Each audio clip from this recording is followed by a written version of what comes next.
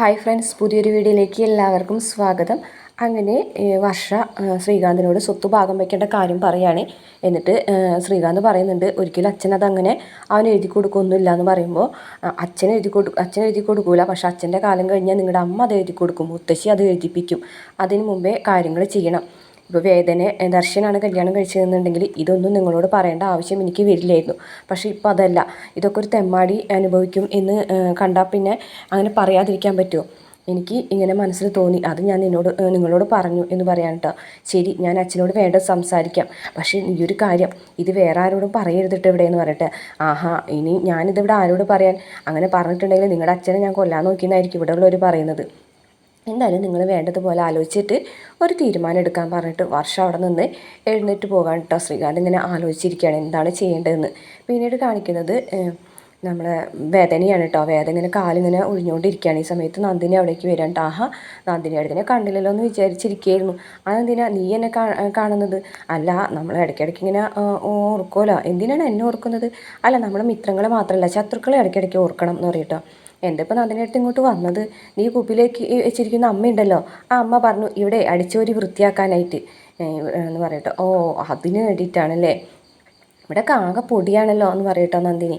അത് പിന്നെ ഇന്നലെ രാത്രിയും പകലും മുഴുവനും ആ മുറിയിൽ അപ്പുറത്തെ വീട്ടിൽ അടച്ചിരുന്നത് കാരണം ഇവിടേക്ക് നോക്കാൻ പറ്റിയില്ല, അതുകൊണ്ടാ എന്ന് പറയട്ടോ. ഇന്നലത്തെ പുകയിലൊന്നും പറയണ്ടായിരുന്നു എന്ന് പറയട്ടോ. നന്ദിനി എടുത്തി ഇന്നലത്തെ കാര്യങ്ങളൊക്കെ ഞാൻ അതിൻ്റെ അടുത്തോട് പറയട്ടെ എന്ന് പറഞ്ഞിട്ട് ഇങ്ങനെ ചിരിക്കുകയാണ് കേട്ടോ. അയ്യേ, ഇതെന്തിനാ ഈ പെണ്ണ് ഇങ്ങനെയൊക്കെ പറയണമെന്ന് പറയട്ടോ. ഇന്നലത്തെ എന്ത് കാര്യം? അതെ, ഞാനും വിക്രം കൂടിയിട്ട് അമ്പസ്താനി കളിച്ചു. അമ്പസ്താനിയാ? ആ, അമ്പസ്താനി. ഞാൻ 10 വരെ എണ്ണും, വിക്രം വിളിക്കും. എന്നിട്ട് വിക്രത്തിനെ ഞാൻ കണ്ടുപിടിക്കും. പിന്നെ വിക്രം 10 വരെ എണ്ണും, ഞാൻ വിളിക്കും. അപ്പോൾ വിക്രം എന്നെ കണ്ടെത്തുമെന്ന് പറയട്ടോ. അയ്യേ, ഇതൊന്നും എന്നോട് പറയണ്ട, എന്നാൽ മറ്റേത് പറയട്ടെ. മറ്റേതോ? ആ, മറ്റേത് എന്ന് പറയട്ടെ. അയ്യേ എന്ന് പറഞ്ഞിട്ട് നന്ദിനി കണ്ട. അതെ, ഞാനും വിക്രം കൂടിയിട്ടേ എന്ന് പറഞ്ഞിട്ട് പിന്നെ പറയുകയാണെ, അതെ ഞങ്ങൾ രണ്ടുപേരും കൂടി പാചകം ചെയ്ത കാര്യം പറയട്ടെ. വിക്രം ഉപ്പുമാവ് ഉണ്ടാക്കി, ഞാൻ ചപ്പാത്തി ഉണ്ടാക്കി. നിങ്ങൾ എന്ത് വേണമെങ്കിലും ഉണ്ടാക്കിക്കോ, അതിനെന്തിനാ എന്നോട് അതൊക്കെ പറയാൻ നിൽക്കുന്നത്? ഇതൊന്നും എന്നോട് പറയേണ്ട കാര്യമില്ല. അതെ, ഞാൻ എന്തായാലും ഈ മുറിയൊന്നും അടിച്ച് വൃത്തിയാക്കാൻ പോകുന്നില്ല, അപ്പോൾ തൽക്കാലം അങ്ങനെ സൂക്ഷിക്കേണ്ട എന്ന് പറഞ്ഞിട്ട് നന്ദിനി ദേഷ്യത്തോട് കൂടിയിട്ട് പറയാണ്. ആഹാ, നന്ദിനി അടുത്ത് വൃത്തിയാക്കുന്നില്ലേ? നന്ദിനി അടുത്ത് പോകാണോ എന്നൊക്കെ ചോദിക്കാൻ കേട്ടോ. അതെ, ഞാൻ പോകാണ്. എന്താ നന്ദിനി അടുത്ത് പോകല്ലേ എന്നൊക്കെ പറഞ്ഞിട്ട് ഇങ്ങനെ നിൽക്കൂട്ടോ. നന്ദിനി ദേഷ്യത്തോട് കൂട്ടിയിട്ട് അവിടെ നിന്ന് ഇറങ്ങി പോകൂട്ടോ. ഇത് കണ്ടിട്ട് വേദ അവിടെ നിന്ന് ചിരിക്കുകയാണ്. പിന്നീട് കാണിക്കുന്നത് ശ്രീൻ സാറ് ഭക്ഷണം കഴിച്ചുകൊണ്ടിരിക്കുന്ന സമയത്ത് കോണിബെൽ അടിക്കാൻ കേട്ടോ. അപ്പോൾ സാറ് എനിക്കാൻ പോകുമ്പോൾ വേണ്ട, ഞാൻ എനിക്കോളാന്ന് ഞാൻ പോയി നോക്കിക്കോളാം എന്ന് സുധ പറഞ്ഞിട്ട് സുധ ചെന്നിട്ട് വാതിൽ തുറക്കാൻ കേട്ടോ. ആ സമയത്ത് വിക്രമാണ് അവിടേക്ക് വന്നിരിക്കുന്നത്. അപ്പോൾ വലിയ സ്നേഹത്തോട് കൂടിയിട്ടാണ് കേട്ടോ സുധ വിക്രത്തിനെ സ്വീകരിക്കുന്നത്. ആ വിക്രം വായോ എന്ന് പറയട്ടോ. അയ്യോ, സാർ കഴിക്കുകയാണോ? അങ്ങനെയാണെന്നുണ്ടെങ്കിൽ ഞാൻ പുറത്ത് വെയിറ്റ് ചെയ്യാം. എന്തിനാണ് പുറത്ത് വെയിറ്റ് ചെയ്യുന്നത്? നീ കഴിച്ചിട്ടില്ലല്ലോ, നീ കഴിക്കി. അയ്യോ വേണ്ട സാർ എന്ന് പറയുമ്പോൾ വേണ്ട, അതൊന്നും ശരിയാവില്ല, നീ കഴിക്കി എന്ന് പറഞ്ഞിട്ട് വിക്രത്തിനെ കൂടെ പിടിച്ചിരുത്താണ് കേട്ടോ. അങ്ങനെ സുധ വിക്രത്തിന് ഭക്ഷണമൊക്കെ വിളമ്പി കൊടുക്കുകയാണ്. അതിന് ശേഷം എന്തിനാ സാർ എന്നെ കാണണം എന്ന് പറഞ്ഞ് ചോദിക്കും. അത് പിന്നെ ഞാൻ നിനക്ക് എന്നോട് എന്തെങ്കിലും വിഷമമുണ്ടോന്ന്? വിഷമോ? സാറിനോടാ? എന്തിനാ സാർ എനിക്ക് വിഷമമെന്ന് ചോദിക്കാൻ കേട്ടോ. അത് അന്നത്തെ ഒരു കേസിൻ്റെ കാര്യത്തിൽ ഞാൻ ഇടപെട്ടില്ലല്ലോ, അതുകൊണ്ട് എന്ന് പറയും കേട്ടോ. അപ്പോൾ വിക്രം പറയും, അതിനെന്താ സാറേ, സാർ ഇടപെടലേന്നായിരുന്നു ഞാൻ ആലോചിച്ചിരുന്നത്. ഇപ്പോൾ എടുത്തിയതാണെങ്കിലും ഇതൊരു പെണ്ണ് കേസാണല്ലോ, മറ്റുള്ള കേസുകൾ പോലെയല്ലോ എന്ന് പറയട്ടോ. അപ്പോൾ സുധ പറയുന്നുണ്ട്, കണ്ടോ അവന് കാര്യം മനസ്സിലായി. അന്നേരം ശ്രീൻ സാറ് പറയും, അതെ ഈ രീതിയിലൊക്കെ ചിന്തിക്കുന്നത് നിൻ്റെ നല്ല മനസ്സുകൊണ്ടാണ്, എങ്കിലും ഞാനത് ഇടപെടാത്തതിൽ എനിക്ക് നല്ല വിഷമമുണ്ട്. അതൊന്നും സാരില്ല സാറേ, സാറെന്തായാലും അതൊക്കെ മറന്നേക്കെന്ന് പറയട്ടോ. ഇപ്പം എന്താ പിന്നെ താൻ യുവജന നേതാവിൻ്റെ സെക്രട്ടറി ആവാൻ പോവല്ലേ?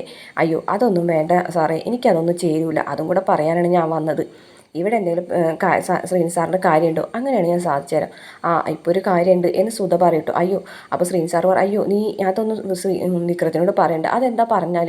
ആ, മേഡം പറയും എന്താ സംഭവം എന്ന് പറയുമ്പോൾ, നമ്മുടെ കുറച്ച് പണം ആൾക്കാരുടെ ഇടയിൽ പെട്ട് കിടക്കുന്നുണ്ടല്ലോ, കച്ചവടത്തിൻ്റെ കാര്യങ്ങൾക്കൊക്കെ വേണ്ടി പലിശയ്ക്ക് കൊടുത്ത്, അത് കിട്ടാൻ തരില്ല.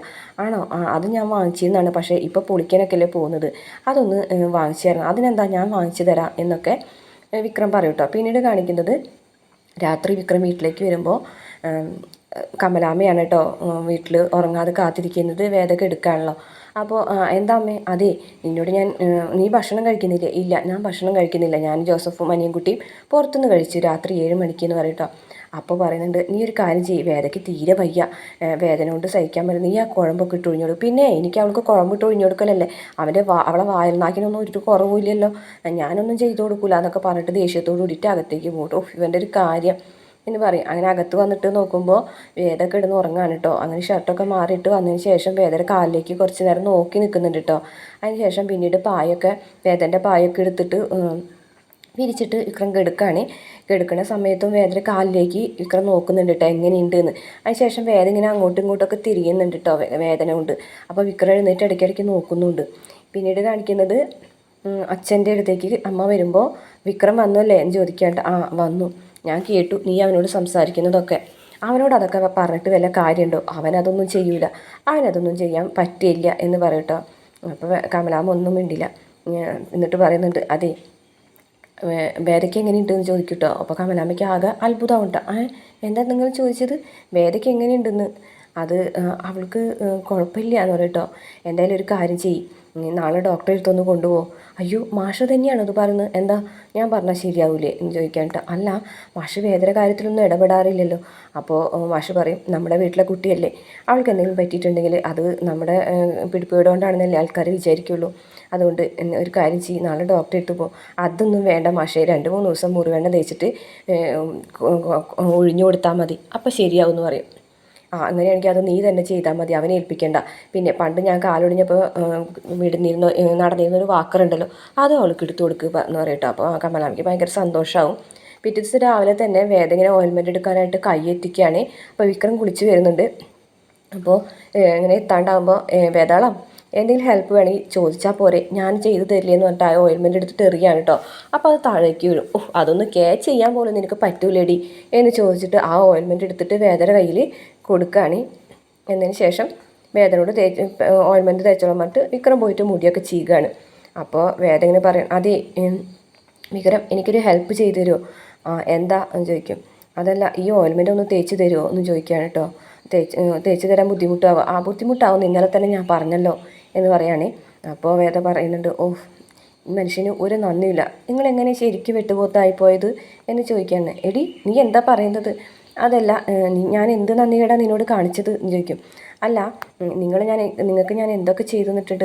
നിങ്ങൾ പോകുമ്പോൾ പോലീസ് സ്റ്റേഷനിൽ നിന്ന് ഞാനല്ല ഇറക്കിക്കൊണ്ട് വന്നിരുന്നതെന്ന് പറയട്ടോ.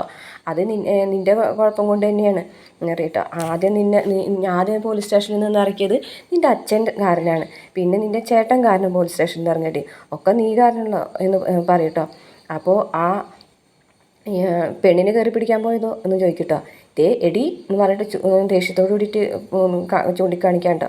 അതിൽ ഞാൻ തന്നെയല്ലേ നിങ്ങളെ പോലീസ് സ്റ്റേഷനിൽ നിന്ന് ഇറക്കി കൊണ്ടുവന്നത്, അതെൻ്റെ കുറ്റം കൊണ്ടുവന്നല്ലോ, അത് നിങ്ങളുടെ പിടിപ്പോട് കൊണ്ട് തന്നെയാണ് എന്ന് പറയട്ടോ. അപ്പോൾ വിക്രം പറഞ്ഞതേ ആവശ്യമില്ലാത്ത കാര്യങ്ങൾ പറഞ്ഞിട്ടുണ്ടെങ്കിലുണ്ടല്ലോ, ഞാൻ പറഞ്ഞതിൽ എന്താ തെറ്റ്? നിങ്ങളെ ഇറക്കിക്കൊണ്ടുവരാൻ ഞാൻ വേണം, ബാക്കിയുള്ള കാര്യങ്ങൾക്കൊക്കെ ഞാൻ വേണം, നീ എന്തിനതൊക്കെ ചെയ്യുന്നത്? അതെ, നിങ്ങൾ എൻ്റേതാണെന്നുള്ളൊരു തോന്നൽ കൊണ്ടാണ് ഞാൻ ചെയ്യുന്നത്. അങ്ങനെ ഒരു തോന്നൽ എപ്പോൾ വന്നു? അത് ഇന്നലെ രാത്രി തുടങ്ങിയിട്ട് ഇന്നലെ രാത്രി അതിനൊന്നും സംഭവിച്ചില്ലല്ലോ എന്ന് പറയട്ടോ. ഇല്ലേ, ഒന്നും സംഭവിച്ചില്ലേ? അപ്പോൾ വിക്രം ഇങ്ങനെ ആലോചിക്കാൻ കേട്ടോ. എന്നിട്ട് പറയും, അതെ ഇന്നലെ ഈ രാത്രി ഇവിടെ നിങ്ങളിങ്ങനെ ഈ തായി ഒലിപ്പിച്ച് എൻ്റെ ഇങ്ങനെ വന്ന് കിടന്നപ്പോൾ എനിക്ക് നിങ്ങൾ എൻ്റേതാണെന്ന് മാത്രം തോന്നി, അതുകൊണ്ടാന്ന് പറയട്ടോ. അപ്പോൾ വിക്രം ഇങ്ങനെ എന്തോ ആലോചിച്ചങ്ങാണ്ട് വേദനയോട് പറയും, അതെ ഇപ്പം തൽക്കാലം അങ്ങനെ ഒരു തോന്നൽ വേണ്ട കേട്ടാ എന്ന് പറയും. എന്തായാലും ഈ ഓയിൽമെൻ്റ് ഒന്ന് പരട്ടിത്താ. ശരി എന്ന് പറഞ്ഞിട്ട് ആ ഓയിൽമെൻ്റ് ഒന്ന് വാങ്ങുകയാണേ. അങ്ങനെ ഓയിൽമെൻറ്റ് വാങ്ങിയിട്ട് തേച്ച് കൊടുക്കുകയാണ്. അപ്പോൾ പെട്ടെന്ന് വേദന വരും. എന്തേ കാണിക്കുന്നത് എന്ന് പറയട്ടോ. ഞാൻ പതുക്കനല്ലേ തേച്ചത്, അപ്പോൾ നീ എന്തെങ്ങനെ കരയുന്നതെന്ന് പറയട്ടോ. എനിക്ക് നല്ല വേദനയുണ്ട് വിക്രു, അതുകൊണ്ടാണ് ഞാൻ ഇങ്ങനെ കരയുന്നത്. അതെ, എന്നോട് ദേഷ്യമുണ്ടെന്ന് വിചാരിച്ചിട്ട് എൻ്റെ കാലൊടിക്കാനൊന്നും നോക്കണ്ട കേട്ടോ എന്ന് പറയും. അപ്പം ഞാൻ കാലൊടിക്കാൻ നോക്കുന്നത് വിക്രം പതുക്കനെ വളരെ സോഫ്റ്റായിട്ട് ഓയിൽമെൻറ്റ് തേച്ച് കൊടുക്കുമ്പോൾ വേദ ചിരിക്കുന്നത് കാണിച്ചുകൊണ്ടാണ് ഇന്നത്തെ എപ്പിസോഡ് അവസാനിക്കുന്ന. വീഡിയോ ഇഷ്ടപ്പെട്ട ചാനൽ സബ്സ്ക്രൈബ് ചെയ്ത് സപ്പോർട്ട് ചെയ്യണേ.